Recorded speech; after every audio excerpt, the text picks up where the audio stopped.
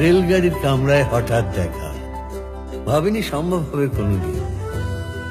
আগে ওকে বারবার দেখেছি লাল রঙের শাড়িতে, ডালিম ফুলের মতো রাঙা।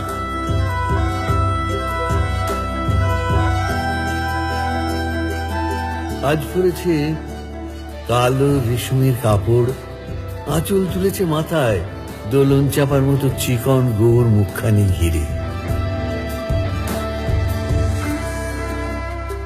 মনে হলো কালো রঙে একটা গভীর দূরত্ব ঘনিয়ে নিয়েছে নিজের চারদিকে, যে দূরত্ব সর্ষে ক্ষেতের শেষ সীমানায় শালবনের নীলাঞ্জনা।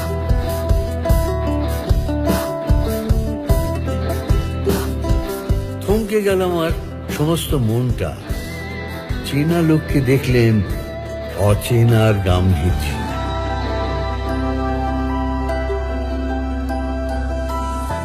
হঠাৎ খবরের কাগজ ফেলে দিয়ে আমাকে করলে নমস্কার, সমাজবিধির পথ গেল খুলে, আলাপ করলেন শুরু।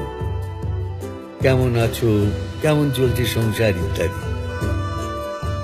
সে রইল জানলার বাইরের দিকে চেয়ে, যেন কাছের দিনের ছোঁয়াচ পার হওয়া চাহনি।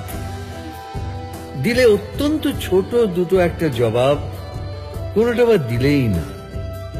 বুঝিয়ে দিলে হাতের অস্থিরতায় কেন এসব কথা। এর চেয়ে অনেক ভালো চুপ করে থাকা। আমি ছিলাম অন্য বেঞ্চিতে ওর সাথীদের সঙ্গে। একসময় আঙুল নেড়ে জানালে কাছে আসতে, মনে হলো কম সাহস নয়। বসলো ওর এক বেঞ্চিতে, গাড়ির আওয়াজের আড়ালে বললে মৃদুস্বরে, কিছু মনে করো না, সময় কোথা সময় নষ্ট করবার। আমাকে নামতে হবে পরের স্টেশনেই, দূরে যাবে তুমি, দেখা হবে না আর কোনোদিনই। তাই যে প্রশ্নটার জবাব এতকাল থেমে আছে, শুনবো তোমার মুখে। সত্য করে বলবে তো? আমি বললাম, বলবো। বাইরের আকাশের দিকে তাকিয়ে শুধু হলো,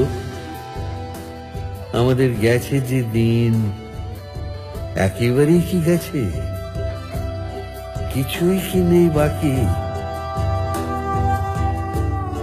একটু রইলেন চুপ করে, তারপর বললেন, রাতের সব তারাই আছে দিনের আলোর গভীরে। খটকা লাগলো, কি জানি বানিয়ে বললেন নাকি। ও বলে, থাক এখন যাও ওদিকে।